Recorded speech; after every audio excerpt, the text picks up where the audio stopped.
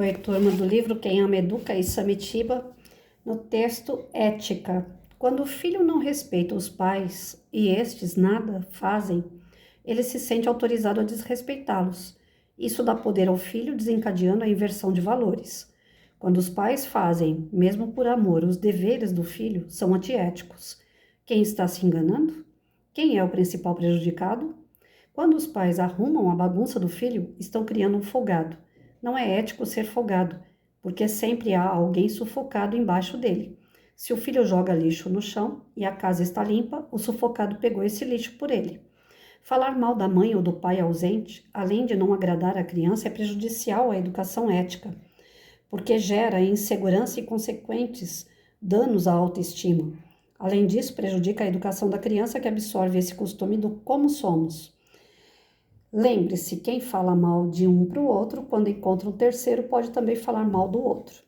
Evitem mentir ou dar desculpas esfarrapadas na frente da criança, e muito menos pedir-lhe ajuda para esse fim. Assim, evita-se a criação de um mentiroso, um dos primeiros estágios da delinquência. Então, ética é não mentir, não ser folgado. Ética é fazer as coisas que são corretas. Para saber o que é correto, precisa de saber o que são os valores e os princípios, trabalhar muito isso com a criança, seja em casa ou na escola. Eu sempre fiz projetos com as crianças na escola que eu desenvolvia os valores. Então, tem uma série de livrinhos hoje, tanto didático, paradidático, vídeos na internet, no YouTube, vídeos que professores podem criar. Na pandemia, a gente aprendeu a fazer vídeos, então, assim, vai da criatividade do professor desde a pré, né, do ensino infantil, fundamental, até o ensino médio, trazer palestrantes, trazer pessoas de fora que falem da sua ética profissional e pessoal. É importante ilustrar isso, trazer mão na massa, para a criançada saber, de fato, como agir na hora que acontecem as situações que exigem dela a tal ética. Então, tem muitos profissionais hoje que deixam muito a desejar, não tem ética nenhuma. Eu entrava em sala de aula, às vezes, eu tinha que limpar a sala, a lousa, eu tinha que apagar as lições que estavam na lousa. Ora, por que eu tinha que apagar uma sujeira que não fui eu que fiz? Por que os meus alunos entravam na sala e tinham que tirar papel do chão e jogar na lixeira, sendo que eles estavam entrando na sala? A sala já estava suja. Então, quando a gente vai pegando situações como essa, a gente vai vendo, o professor que estava anterior a mim não tinha ética nenhuma, não trabalhava com ética. Chegava na sala de aula, cortina que foi comprada com dinheiro da APM, que é quando os pais se juntam para dar um pouquinho de dinheiro cada um, fazer uma vaquinha. As cortinas eram compradas todas bonitinhas, de bichinho, a princípio eram assim. Quando eu chegava em sala de aula, a cortina estava toda enrolada, dado um nó e jogado ainda para fora da janela. Cadê a ética e o respeito por esses pais, pelo dinheiro arrecadado? Então, a gente vai vendo que o profissional que não tem ética, ele não consegue ensinar o aluno. Na sala dos professores, eu fiquei 23 anos vendo uma professora na hora do café da manhã, que nem era café da manhã, o horário dela. Ela chegava, jogava a bolsa na sala de aula, deixava os alunos sozinhos, ia lá para a sala dos professores, 7 horas da manhã, comprava o pãozinho, os funcionários saíam para comprar o pãozinho, ela pedia para comprar para ela pegava o miolo do pão e deixava em cima da mesa. Ela, além de estar errada, de estar comendo no horário de aula, que os alunos estavam em sala de aula, ela alegava que se ela não tomasse café, ela não conseguia dar aula. A pessoa tem que acordar mais cedo e tomar café na casa dela. Mas não, foram 23 anos vendo essa figura aí, fazendo sempre a mesma coisa. Chegando cedo, deixando a mala dela na sala dos alunos, voltando para a sala dos professores, longe da sala dela, podia acontecer alguma coisa lá com as crianças que ela não estava vendo, e ela pedia para os funcionários comprar o pão, tirava o miolo e largava. Então, era a sala de aula sozinha, o lixo que largava em cima da mesa. De tanto ficar largando o lixo em cima da mesa, uma vez a diretora que nós tivemos, bem no começo, quando eu entrei na escola, a diretora chegou a tirar a nossa pia da sala dos professores. Pia, eu acho que a geladeira também, se eu não me engano, ela tirou, o fogão, porque os professores iam na sala, faziam uma tremenda sujeira e largavam para funcionário limpar, sendo que a sala dos professores não é obrigação do funcionário fazer essa faxina de fogão, pia, eles são pagos para varrer, tirar o pó das carteiras das crianças, lavar o pátio, mas não sala dos professores. Então, nós tivemos muito problema por falta de ética. Onde eu passei, teve escola estadual que eu trabalhei, sumia coisas dentro da geladeira da sala dos professores, que tem professor que leva marmita, então às vezes roubavam a carne do professor dentro da marmita, ou roubavam o refrigerante. É roubo, não tem outro nome para dar, porque a pessoa sabe o que ela levou, o que é dela, e sabe o que não é dela. E tá na geladeira é de outra pessoa, não é para pegar, lá não é para vender, lá não é instituto de caridade, então a geladeira era para colocar para aqueles professores que ficavam o dia inteiro na escola. Sumia e o diretor chamava todo mundo. Aí falava para todo mundo, gente, não pode ficar pegando as coisas dos outros. Era ridículo tomar bronca por coisas que eu não fazia parte. Eu nunca levei marmita para deixar dentro de geladeira, não abria essas geladeiras, não sabia. Às vezes eu entrava na sala, sentia aquele cheiro. O pessoal falava assim, e alguém deixou marmita estragada dentro da geladeira. Eu falava, meu Deus, será que a pessoa não consegue lembrar que largou uma bacia, um lanche, alguma coisa dentro da geladeira? Aí abria a geladeira, aquele cheiro horrível que pegava a sala dos professores tudo. Aí toma, a gente, ouvir do diretor. Eu falava, meu Deus, até quando que eu vou ficar ouvindo coisas que para mim não tem nada a ver? Aí assim foi, 23 anos dentro de uma escola, mais 7, 8 no estado, e por onde eu passei, como tem professor com falta de ética. E aí, se o professor não tem, como é que ele vai ensinar o aluno? Como é que ele vai ensinar a não mentir, fazer o que é certo, limpeza, higiene? É uma coisa que não dá para ensinar só falando, tem que fazer, você tem que mostrar. Eu falava para os alunos, vocês me veem indo no banheiro? Não. Então, vocês vão esperar a hora do recreio para ir no banheiro. Se tem alguém aqui que quer ir no banheiro mais do que uma vez, mais do que a hora do recreio, tem que trazer atestado para mim. Eu tenho que ver que tem problema urinário. Caso contrário, não. Em 40 minutos, ninguém tem vontade de ir no banheiro. Acabou de chegar e já quer sair? Não. Agora, tem professor que não, deixava o aluno ficar para lá e para cá. Os alunos passavam na porta da minha sala, batia na porta, saía correndo, ficava gritando o nome de aluno na minha sala, porque os outros deixavam o aluno ficar passeando pela escola, fazer o que bem entende. Isso dentro de escola. Agora, pensa dentro das casas, então, como é que tá? A situação dentro da casa tá pior ainda. Porque aí a mãe, para ficar livre do filho, pode ir para casa não sei de quem? Pode, vai. Posso ir para casa da avó? Vai. Posso ficar na rua brincando? Vai. Quando for de noite, você volta. Aí de noite, o Joãozinho que tá lá jogando bola lá o dia inteiro, sem comer, sem tomar banho, sem fazer a lição, porque não tem hora para nada. Já entra cansado, toma um banho e vai dormir. O anjinho que é para não dar trabalho.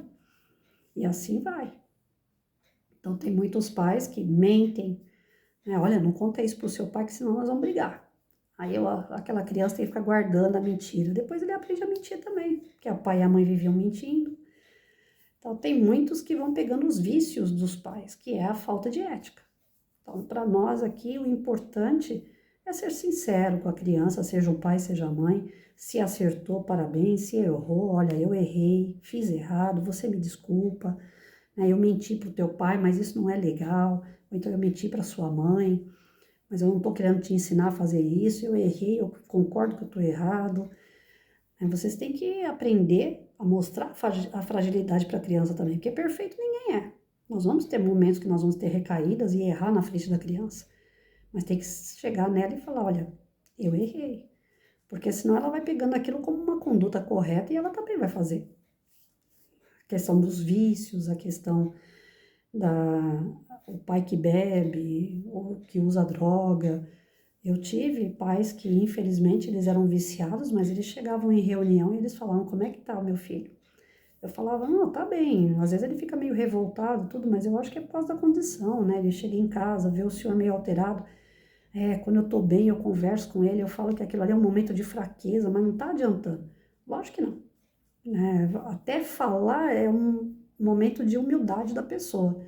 Mas aí ela vai lá e faz de novo. Aí o filho fica como? Confuso. Então, para a gente poder ensinar ética, não tem outro meio.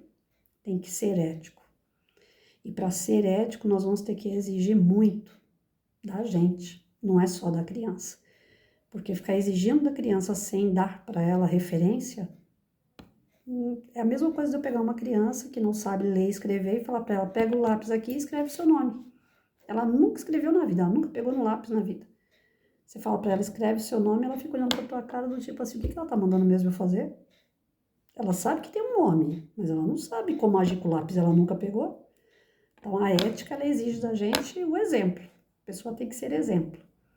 E é o que eu mais, infelizmente, é o que mais eu tenho visto que está faltando. Ética por parte da família, ética por falta dos profissionais. Você entra, eu entrei uma vez no DENARC para levar minha molecada para... Não podia entrar, já começa por aí, né? Só podia criança de 14 anos, para cima de 14 anos. Mas eu encarei e falei, se eu chegar lá e não deixar eu entrar, eu volto. Seja o que Deus quiser, 800 pau que eu ia perder. E fui com a cara e com a coragem. Quando chegou lá no DENARC, eu peguei policiais da Civil, na entrada do DENARC, falando mal de policiais da Militar. Graças a Deus, meus alunos estavam em fila na porta e não escutaram. Eu já cheguei dentro do DENARC falando. Falei, pelo amor de Deus, essas conversas de vocês não falem alto, deixa minhas crianças passar. Porque eu estou fazendo um trabalho para eles gostarem de polícia. É para eles simpatizarem com a polícia, é para eles se sentirem protegidos pela polícia. Não importa que polícia.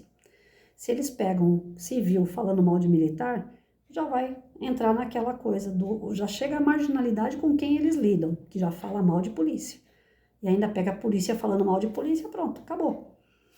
Então eu não estava ali para militarizar, mas eu estava ali para poder mostrar as melhores condutas. E qual é a melhor conduta? A ética. Eu entrava em quartéis da polícia militar, era ética pura. Eu nunca peguei nada dentro da polícia militar, e isso eu não estou falando para puxar saco, porque eu não preciso disso. Nunca entrei em nenhum quartel da polícia militar para falar, ali eu fui, né, tapeada, achei que que eu ia encontrar uma coisa, achei outra. Não, pelo contrário. Todos os quartéis que eu entrei para fazer algum trabalho em parceria, eu entrei para fazer uma coisa e saí de lá com 10, porque os militares sempre fazem a mais. Já lá na Civil, infelizmente, aconteceu esse episódio. Não reclamei com o delegado de lá nem nada. O delegado me tratou super bem. Eu pensei que ele ia me mandar de volta para casa, porque as crianças não tinham os 14 anos.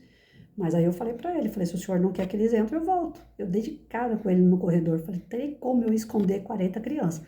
Se o senhor não quiser que eu entre com as crianças, tudo bem. Daqui a alguns anos o senhor vai lá e combate o crime, porque eu tô aqui para evitar que isso aconteça. Aí ele acabou atendendo a gente, e por sinal foi muito gentil. Depois a gente teve encerramento de projeto, ele veio no encerramento de projeto. Então, assim, quando se tem ética, você tem o respeito das pessoas. Então, por onde eu passei, graças a Deus, como mulher que eu sou, era difícil entrar em quartel. É um ambiente muito masculino, apesar de ter policiais femininas, mas é um ambiente muito masculino e muito machista. Porque tem policiais que ficam tirando 2 ou 1 para ver quem é que vai ganhar a professorinha. Só que aí eles percebem que a gente é ético, que a gente tem respeito, e eles não desrespeitam. Acabam honrando também a farda. Então, eu só tive problema com um policial em mais de 20 anos de trabalho. Só um que achou que ele podia me passar cantada. E eu trabalhei com um monte de batalhão. Era para ter cantada, era para ter outras coisas e não teve. Porque a pessoa ética, ela tem respeito. Por onde ela anda, ela guarda o respeito. Então não tem problema.